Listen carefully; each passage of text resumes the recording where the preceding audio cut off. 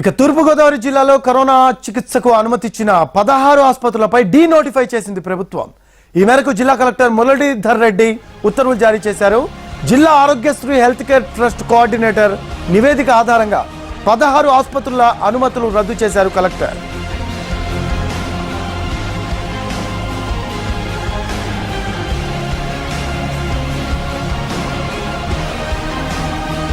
అక్రమాలకు పాల్పడిన కాకినాడలోని ఇనోదయ ఆసుపత్రికి భారీగా జరిమానా విధించారు కలెక్టర్. ఇనోదయ ఆసుపత్రిలో కరోనా చికిత్స చేసినందుకు బాధితుల నుంచి 4,50,000 రూపాయలు వసూలు చేసింది. మళ్లీ ఆరోగ్యశ్రీ కింద వైద్యం చేసినట్టు ప్రభుత్వానికి తెలిపింది. దీంతో ఇనోదయకు 5 రెట్లు జరిమానా విధించడంతో పాటు క్రిమినల్ కేసు నమోదు చేశారు. తూర్పుగోదావరి జిల్లాలో కరోనా చికిత్స పేరుతో ప్రైవేట్ ఆసుపత్రులు దోచుకుంటున్నాయి. బాధితుల నుంచి లక్షలు వసూలు చేస్తున్నాయి. తూర్పుగోదావరి జిల్లాలో ప్రైవేట్ ఆసుపత్రుల దోపిడీపై మా కరెస్పాండెంట్ శ్రీనివాస్ రిపోర్ట్ ఇస్తారు. గోదావరి జిల్లాలోని 16 ప్రైవేటు కోవిడ్ హాస్పిటళ్లను కోవిడ్ వైద్యం నుంచి మినహాయింపు ఇవ్వడం జరిగింది. అయితే వీళ్ళెవరూ కూడా కోవిడ్ వైద్యం నిర్వహించకూడదని చెప్పేసి డీనోటిఫై చేస్తూ కలెక్టర్ డి మురళీధర్ రెడ్డి ఇప్పటికే ఉత్తర్వులు జారీ చేయడం జరిగింది. అలాగే దీని మీద ఎవరైతే ఆరోగ్యశ్రీ హెల్త్ కేర్ కోఆర్డినేటర్ ఉన్నారో ఆ కోఆర్డినేటర్ ఇచ్చిన నివేదిక మేరకు ఈ హాస్పిటల్ కూడా డీనోటిఫై చేసి తర్వాత వాళ్ళన్నిటి కూడా సర్వీసులన్నింటినీ కూడా అనుమతి రద్దు చేయడం జరిగింది. అయితే ఇప్పుడు దీనిలో భాగంగా చూసినట్లయితే కాకినాడలోని ఇనోదయ హాస్పిటల్ అని ఉన్నది. ఈ ఇనోదయ హాస్పిటల్లో చూస్తే ఈ ఇనోదయ హాస్పిటల్లో ఎక్కువ ఆరోగ్యశ్రీ పేషెంట్ల నుంచి కూడా ఇక్కడ ఎక్కువగా డబ్బులు వసూలు చేస్తున్నారని చెప్పేసి ఆరోపణలు రావటం, దాని మీద ఎంక్వైరీ చేయడం, అది నేరం కూడా రుజువు కావడంతో దాని మీద చర్యలు తీసుకోవడం జరిగింది. ఈ ఇనోదయ హాస్పిటల్ అయితే పూర్తిగా కోవిడ్ సేవల నుంచి రద్దు చేయడంతో పాటు వీళ్ళ మీద క్రిమినల్ కేసులు కూడా నమోదు చేయడం జరిగింది. అయితే బాధితులు ఏమంటున్నారో కూడా దాని మీద మనం అడిగి తెలుసుకుందాం. కొంతమంది బాధితులు ఉన్నారు, వాళ్ళని కూడా అడిగి తెలుసుకుని వాళ్ళు ఏమంటున్నారు చెప్పుదని చూద్దాం. ఇనోదయ హాస్పిటల్కి 15వ తారీఖున సాయంత్రం కోవిడ్ అని నాన్న కొంచెం దగ్గు అవసరంగా ఉంటే తీసుకెళ్ళామండి.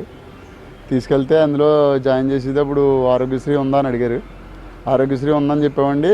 తర్వాత ఏంటంటే ముందు ఆరోగ్యశ్రీ ఉందని అడగలేదండి, ఇలాగ అవుద్ది, పేషెంట్ జాయిన్ చేసుకుంటే 2 లక్షలు కట్టాలి అంటే నాకు ఆరోగ్యశ్రీ ఉందండి, ఆరోగ్యశ్రీ సీట్లు ఖాళీగా ఉన్నాయన్నా, బెడ్లు ఖాళీగా ఉన్నాయండి, ఆరోగ్యశ్రీ రన్ అవుతున్నా సరే మీరు డబ్బులు కట్టాల్సిందని అప్పుడు 15వ తారీఖున సాయంత్రం 2 లక్షలు కట్టించుకున్నారండి. 2 లక్షలు కట్టించుకున్నాక నాన్న అడ్మిట్ చేసుకున్నారు. నాన్న నడుచుకుంటూనే వెళ్ళిపోయారు. నడుచుకుంటూనే వెళ్ళి లిఫ్ట్ సిటీ స్కాన్ చేయించాను, నేనే దగ్గరుండి చేయించానండి, అలా చేయించారు. సిటీ స్కాన్ చేయించి నడుచుకుంటూ లోనికి వెళ్ళిపోయారండి. తర్వాత నుంచి 4 రోజులు పోయాక మళ్ళీ ఇంకో 2 లక్షలు అడిగారండి. ఇంకో 2 లక్షలు కూడా కట్టాను.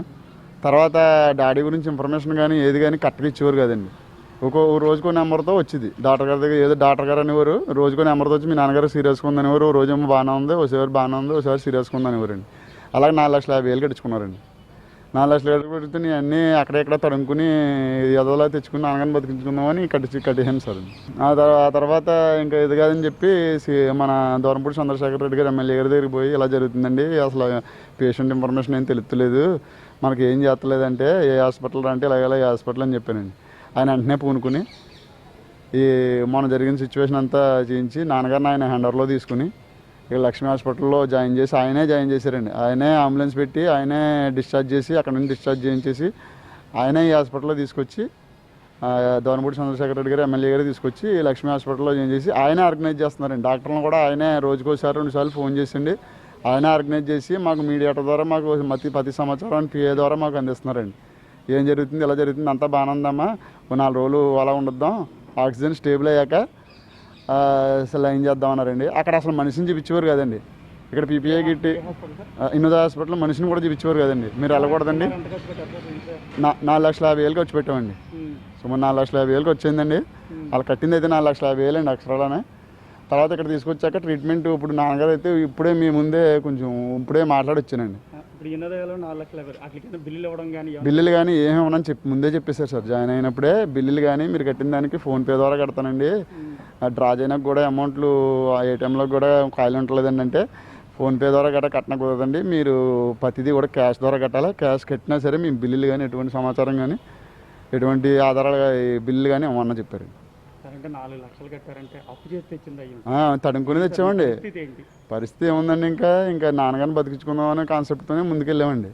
ఇంకా తీసుకుని తర్వాత ఏదో పడదాం, ఏదో అమ్ముకుంటాం, ఏదో చేసుకుందాం అని చెప్పేసి చంద్రశేఖర్ రెడ్డి గారు మాత్రం ఇందులో జాయిన్ చేసి మాకు మంచి పని చేశారండి. మా పెద్దనాన్నగారిని ఈ ఇనోదయ హాస్పిటల్లో జాయిన్ చేసామండి. 2 లక్షలు కట్టించుకున్నారు. 2 లక్షలు కట్టించుకుని కూడా ఆరోగ్యశ్రీ కూడా కట్టించుకున్నారండి. కట్టించుకుంటే ఆరోగ్యశ్రీ ఆవిడ ఫోన్ చేసింది మాకు. ఫోన్ చేసి మీరు డబ్బులు ఏమన్నా కట్టారా అని అడిగింది. ముందు కట్టలేదని చెప్పాం. మళ్ళీ కట్టారా లేదా కరెక్ట్గా చెప్పండి అంటే 2 లక్షలు కట్టామండి, ఇంకో 2 లక్షలు కట్టమంటున్నారు అని చెప్తే వెంటనే ఫోన్ పెట్టేసిందండి ఆవిడ. ఫోన్ పెట్టేసి వెంటనే హాస్పిటల్కి ఫోన్ చేసేస్తే 5 నిమిషాల్లో హాస్పిటల్ వాళ్ళు మా అన్నయ్యకి ఫోన్ చేశారు. మా అన్నయ్యకి ఫోన్ చేసి ఇలా చెప్పకూడదండి, పేషెంట్ని తీసుకోండి, అర్జెంట్గా డిశ్చార్జ్ చేసేస్తాం అంటే మేము కాల్లో వెళ్ళబడి అతన్ని బతిమాలేమండి. బతిమాలితే ఇంకో 2 లక్షలు కట్టించేసుకున్నారు. మీరు ఎవరికే చెప్పకండి అన్నారు.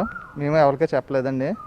చెప్పకపోతే మళ్ళీ ఇంకో 2 లక్షలు తెమ్మని ఫోన్ చేశారు. చాలా సీరియస్గా ఉంది, అర్జెంటుగా 2 లక్షలు తెస్తారా తేరా అని ఫోన్ చేశారండి.